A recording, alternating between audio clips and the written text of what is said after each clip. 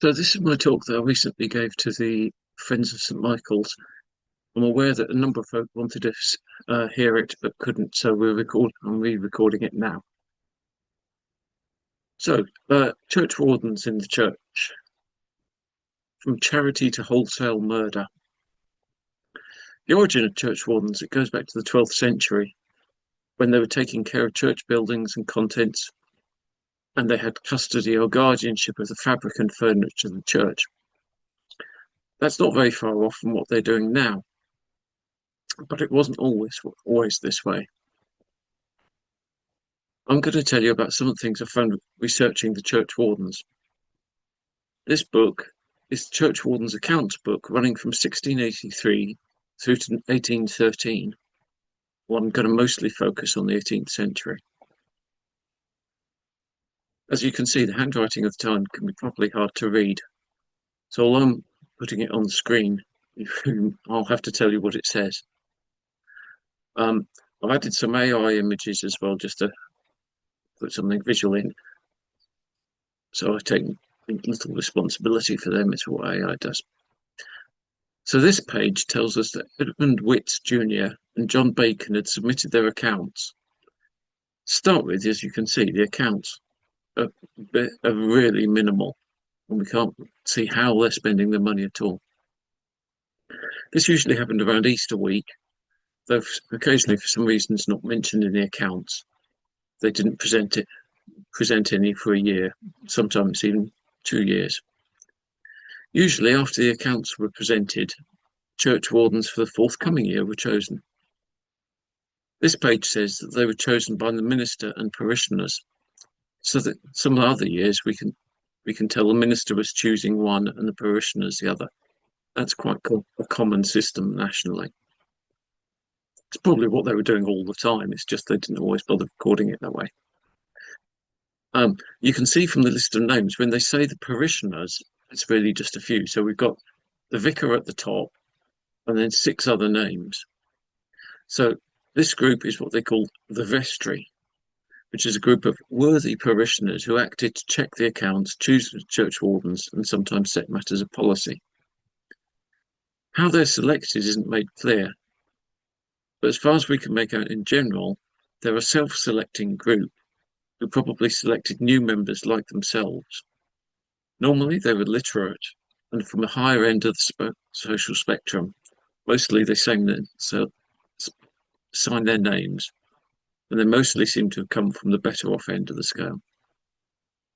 So very much a self-perpetuating oligarchy.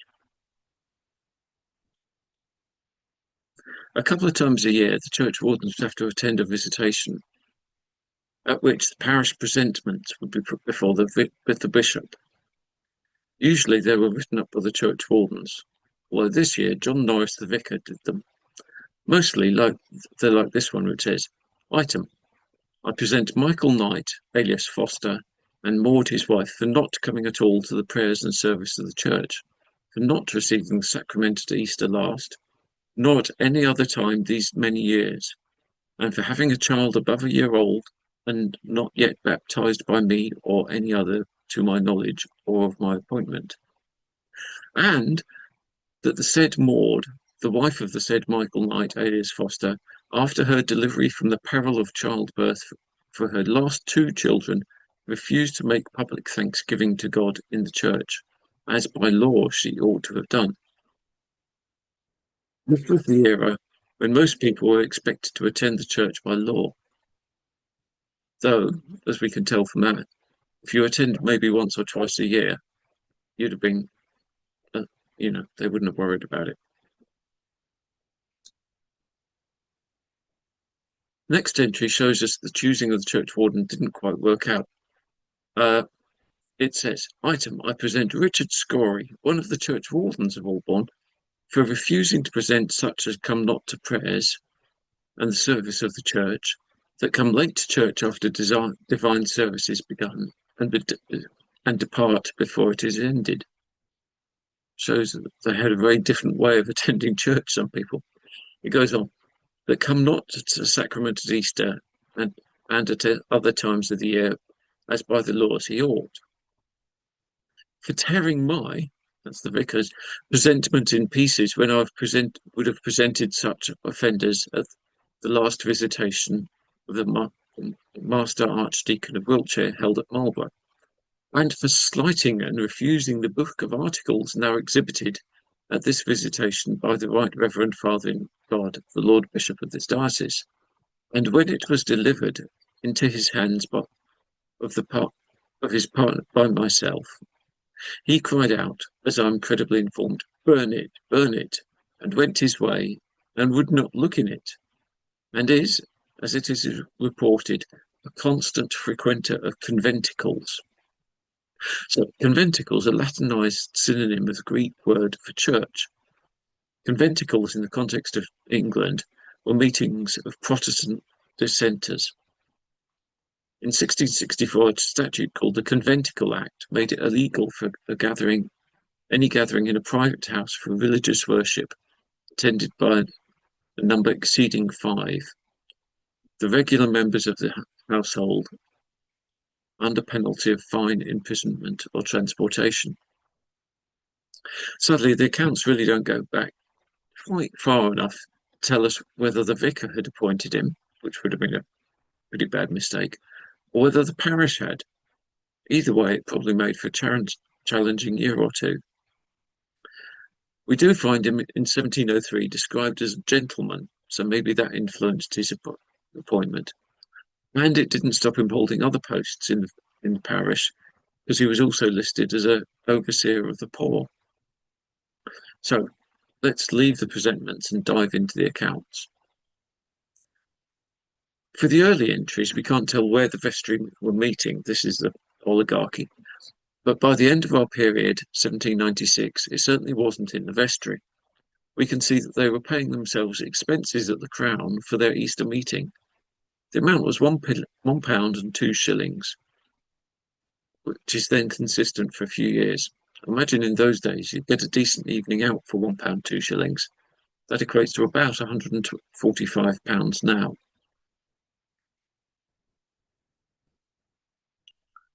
So something else that occurs at the start of the accounts are memoranda like this one, where Robert Church is noted as having bought a seat in the church from Widow Blaygruff in an aisle at the north end of Mr. Martin's seat, and he was admitted to that seat in 1700 by paying 4p, which was a customary payment for when you first acquired a seat. After that, no charge.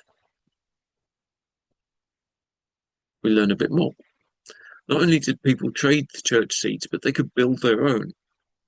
Memorandum that Richard Pierce and Stephen Bacon and Robert Church built for their wives the third seat at the south side of the aisle going up the chancel. No requirement for faculty. You can't help wonder what it all looked like. Did they stick to one design, or was it a hodgepodge? Probably the latter. We get other little notes along the way. The Churchwardens thought it right to record Oliver Nicholas Esquire did in the year 1685 bestow on the church on the parish of Aldbourne for the use of the service of the communion 1 large silver flagon, 1 large silver cup, and 1 silver paten. In the year following, the old silver plate was sold for £2, 17 shillings and 6p, decent amount of money, and the flagon and stand for the bread sold for 4 shillings. So the Nicholas family were major members of the Aldbourne community. His mother at one time was leasing the parsonage and contracted with her son to allow him to have the tithes of corn, grass and hay in Snapford Upham. This was still the time when private individuals could benefit from tithes. This was known as impropriation. That's a whole other story for another time. So what do we learn about the income? On April the 10th, 1694, Thomas Coleman and William King presented their account for the 2 years 1691-1692 as follows. Our rate at 4 shillings a yardland for 2 years comes to £32, 2 shillings and 2p. So the primary income of the church was for a rate and held. And we know from other sources The yard land in Aldbourne was 26 acres, and half a yard land was 15. And yes, the maths doesn't work. Medieval times, they didn't see the need for consistency. A yard land somewhere else could be a totally different amount. 30 is about normal. So why Aldbourne is 26, who knows? Their other income came to £1, which is a charge for 3 graves.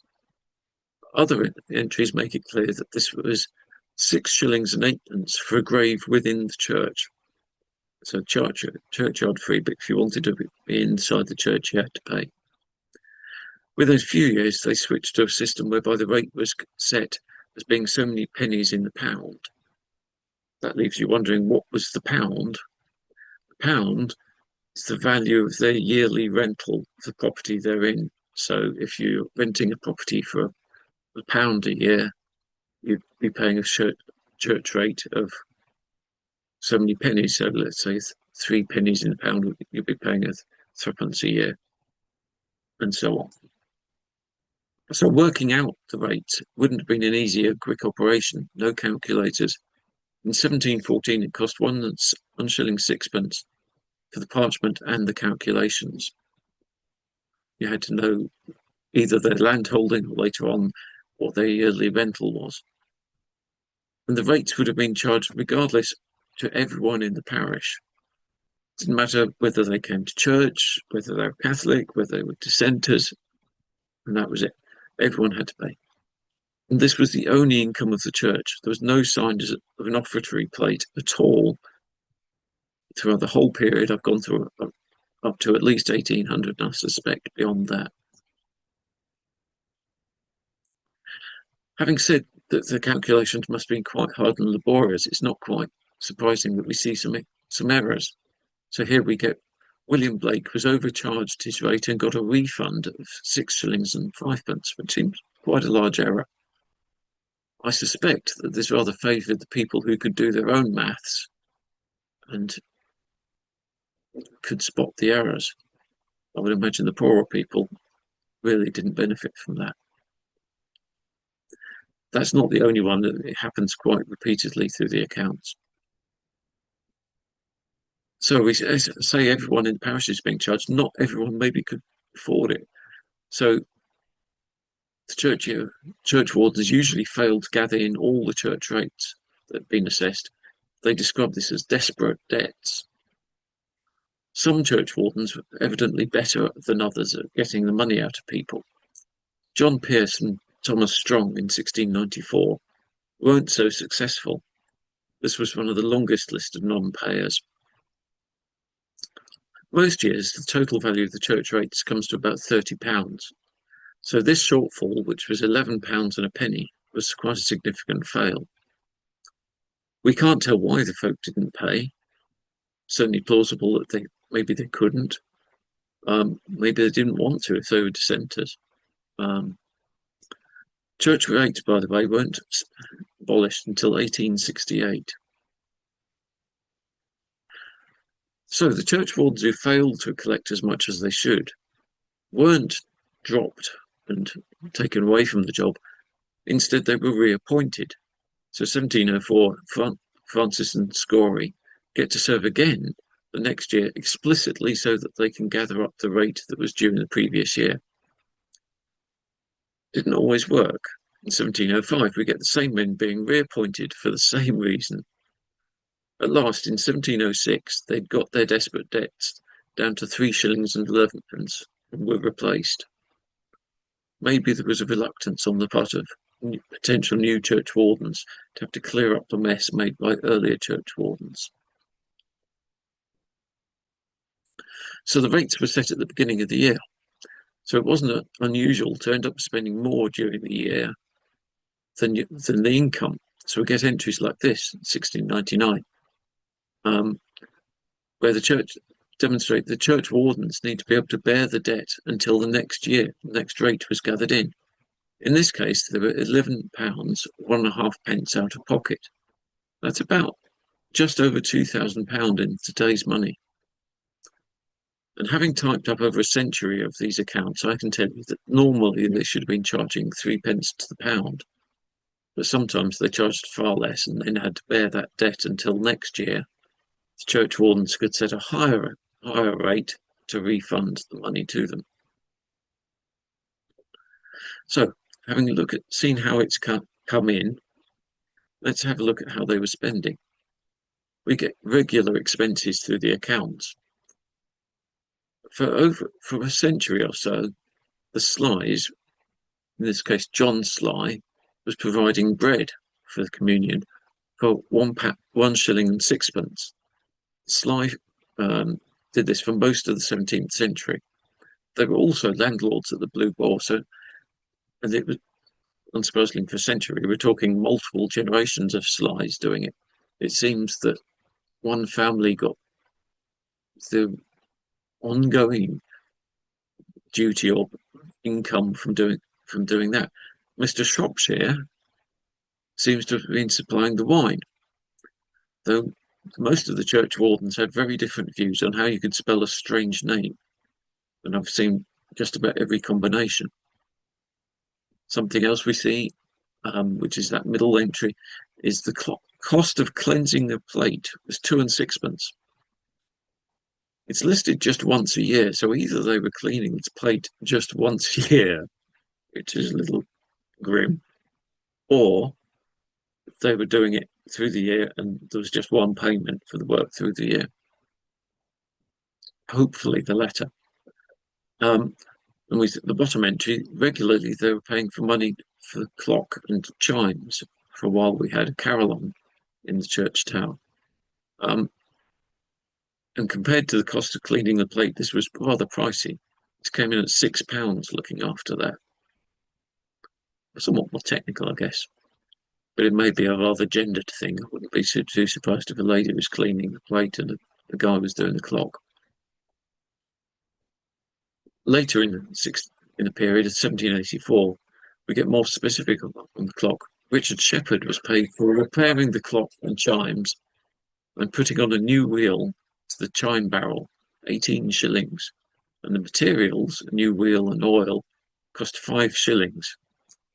So let's now have a look at some of the other spending. 1709, Farmer Holloway and a number of others were giving money for the poor to the churchwardens. So it was Joseph Smith and Robert Cord who distributed it. That was overseen by the vicar and 3 others. Somehow the churchwardens had to decide who were suitable recipients and who wasn't. So at this point, the churchwardens and the overseers of the poor would only support the poor from this parish. If someone turned up from outside, settled in Aldbourne, the wardens and the overseers could seek a certificate from the other parish where they were from, guaranteeing that Aldbourne wouldn't have to support the newcomer if they fell into needing support. Similarly, if a single woman bore a child, they could seek a bond from the father that committed him to support the child. That sounds very 21st century. I think it's more about just making sure the parish doesn't have to support the child rather than really enforcing parental responsibility. Mostly we don't find out who the deserving poor were. But this is an exception. Memorandum that a distribution of 4p from the late Thomas Goddard Esquire's will was made this 21st day of December 1780 to the parish of the poor as underwritten by Robert Wells, George Church, churchwardens, present with Josiah Coleman and Mark Parris. Then we get a list of 55 names with amounts, mostly a shilling or two. A shilling from 1780 would be worth about £9 now. But Widow Brind and Widow Smith must have been in exceptional need as they received 5 shillings. The total came to £4. So rather than read out all the names, we've transcribed them all there. It's quite a lot of people. The weirdest donation for charity is this one. In 1715 or 16, the churchwardens paid for wind at Ramsbury 3 shillings. So there's some national accounts that record 1716 as being a very dry year with strong winds. But compared to the sums raised and paid out for the 1777 fire, 3 shillings is a very small sum. Maybe this shows there was some antipathy towards Ramsby going back this far. Charity but wasn't just given to villagers or Ramsby, though. We get these various entries quite regularly. 1715, travelling people and maimed soldiers, 13 shillings and twopence. 1716, seamen, various amounts. These could have been men who'd fought in the War of Spanish Succession, which ran from 1701 to 1714, where Britain was allied with Austria, the Dutch Republic, Savoy and Prussia, and Portugal against France, Spain, and Bavaria. This was the war where we gained Gibraltar and Minorca. So the soldiers and sailors were exempted from the laws against vagrant beggars. They were allowed to go around begging. But the final straw came. This is part of a long list of entries that I'm not going to read out because there's too many, but let's put it on screen. This is just in 1 year. So the out of Turkey references is probably people who've been held captive by Barbary pirates from North Africa, probably released on payment of a ransom or through redemption societies. In either case, they were given passes or certificates that allowed them to ask aid from parishes. The begging for fire is just begging for fuel or money to buy fuel. And this was a much longer list than had been recorded before. And the very action of the vestry isn't what you'd hope. Get this, 1731, memorandum that it is ordered by this vestry for the future no money shall be given by the churchwardens to any person or persons whatsoever who shall come with pass or passes or certificate on any account or under any pretence whatsoever. Well, that's charity sorted. So let's move on to happier matters and other types of expenditure. Expense. When King George was proclaimed and crowned, 10 shillings. So the year matches up for this being George I. Annoyingly, they don't say how they spent money, but 10 shillings wouldn't really go very far if you were splashing out for everyone in the parish. So maybe it was something like bell ringers, and we do get bell ringers accounts. I would say that AI doesn't really have much of a clue how to ring a bell, but passing on. 1713 gave the ringers the day that the Thanksgiving was 8 shillings. 1738 paid William Thompson ringers expenses 6 shillings. John Lydiard 2 ringing days 12 shillings. Thomas Naxton 6 shillings. So it looks like the going rate was 6 shillings for a ringing day. In 1760 we get ringing gunpowder, treason and birthday 12 shillings. 1761 ringing His Majesty's coronation. This one would have been October the 25th for George III. His birthday and gunpowder treason, 12 shillings. 1763, King's birthday, gunpowder, birth of Prince, 6 shillings a time. So, on to the fabric of the church. In 1718, Mr. Nolder was paid for a bill for timber for the pulpit of £7, 15 shillings and sixpence. That's a lot of money. So it sounds like he was doing a complete rebuild of the pulpit. I'm told that's not the pulpit that's currently in the church, though. Maybe he didn't do a very good job, despite being paid well. Repairs. So we all know about, well, we know that in the Victorian era, an architect called Butterfield remodeled the church. And some of the work done by the Friends of St. Michael's now goes on repairs. But repairs aren't anything new. In 1688, a rate made for repairing of the Church of Aldbourne and for other disbursements belonging to the Churchwardens office after the rate of 4 shillings to the yardland, another proportional thereunto, and that came to £32, 3 shillings and threepence. So it seems like an extra rate. They must have had some big repair that they needed to do. That's not the only example. 1781, they were doing a special rate that came to £30, 12 shillings and 5pence. 1799, we see them paying £1 and 2 shillings for lime, bricks and tile. So there's plenty of work being done to maintain the church and keep it in good repair before the Victorians came along and rather condemned what they saw.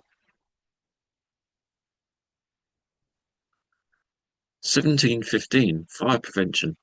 So we know about the fires in 1760 and 1777, but until we came across this, we didn't know about any fire prevention preparations prior to those major fires.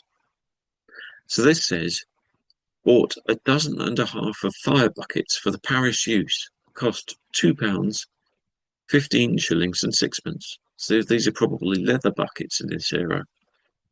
Carriage for the same buckets, 3 shillings.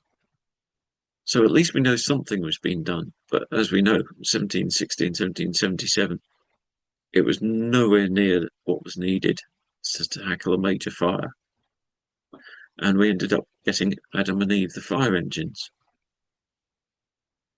We don't see the purchase, but what we do see is the normal payment for exercising the engines was 5 shillings.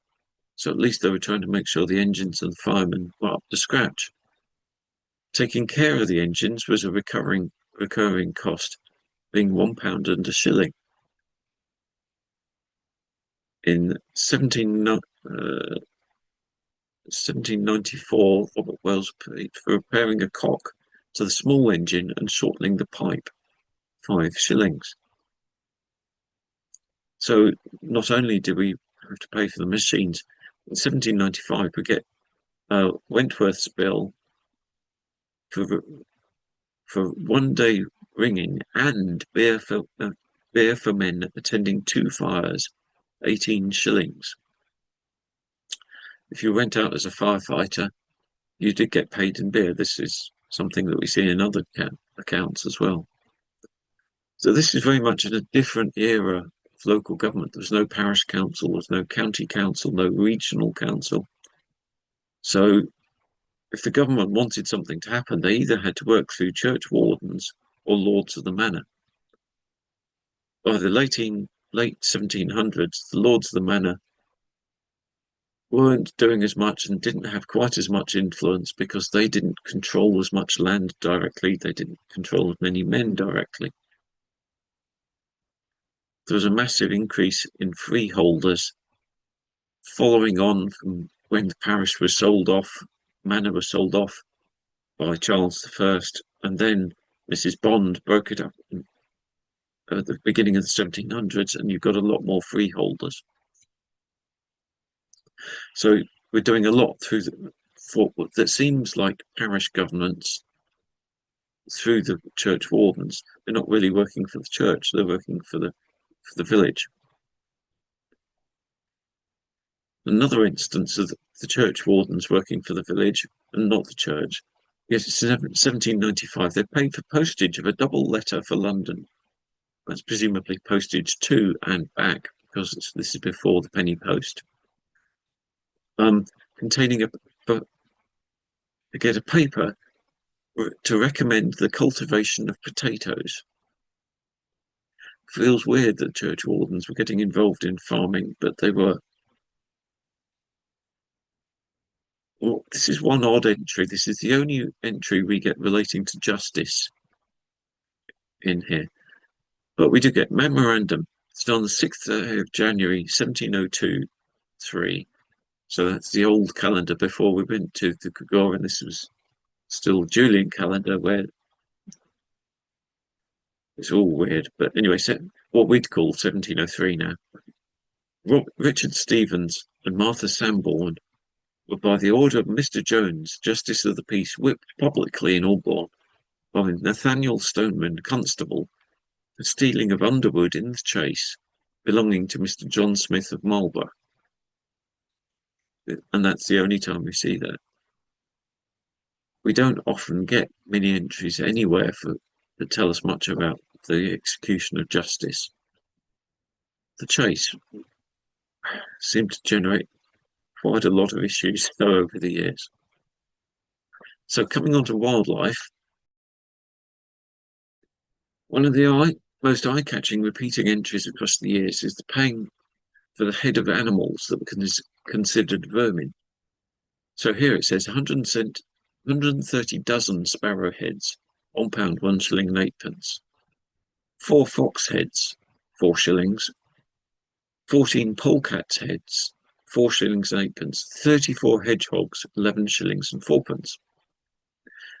So this is not a normal activity for churchwardens. It doesn't mean to say that all these animals were attacking the church. What they were doing was trying to aid production of food. This wasn't specific to Aldbourne, it was national policy and set out in an act under Elizabeth I called an Act for the Preservation of Grain. I suspect the sparrows actually meant all small birds. They're paid by the dozen of heads. Sometimes, like this entry, the numbers are quite impressive. 130 dozen is 1,560 birds that had all been caught and killed. Must have been done with nets and traps because shotguns wouldn't have really left you much of a head to count. And surely there must have been a level of trust involved in this. I find it really difficult to picture people keeping bucketfuls of sparrow heads and presenting them to the churchwardens at the end of the year, and some churchwarden having to count them out. Not only a chore, but 6 months.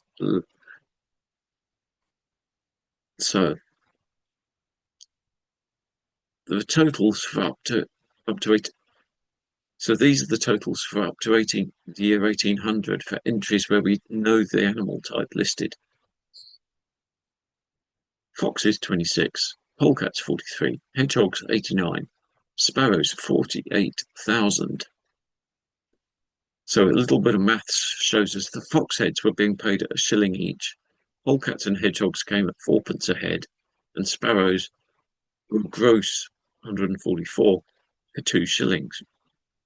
Those numbers didn't vary over time. The churchwardens didn't believe in inflation at all, and we see that across the price of graves in the church was always the same. But there's more entries where they just say there were vermin, so we can total those up, and then if we presume that the proportions are consistent in the payments for ones where they do detail them, the ones where they don't detail them, we can establish some more numbers. But the known totals, there we got, that came to £37. So non-specific ones, 49 foxes, 82 polecats, 170 hedgehogs, probably 93,000 sparrows. So if we add all those up, those came to £74. So we total all those up, get 75 foxes, 125 polecats, 259 hedgehogs, 141,895, maybe, this is probably a rough calculation, sparrows. The acts were from Elizabeth I weren't repealed to 1863, so the body count is probably much higher even in Aldbourne. But then you think this was a national policy. Absolute huge numbers of wildlife being killed. But as bad as that is, it does tell you something positive, that nature is resilient and comes back. If it wasn't, we wouldn't have any sparrows left, we wouldn't have any foxes left, but somehow nature survives. So to end, let's just have a look. We've now got a list of churchwardens through the years. There's a panel in the church of their vicars through the years. Whether we could have a larger panel of all churchwardens, I don't know. Interestingly, 1789, the only across the whole century, only one person died in office and had to be replaced. Which is going quite well. These guys were probably they were members of the vestry, probably. They were older, more moneyed. So a bit surprising that in 100 years, over 100 years, only one died in office. There we are. Thank you.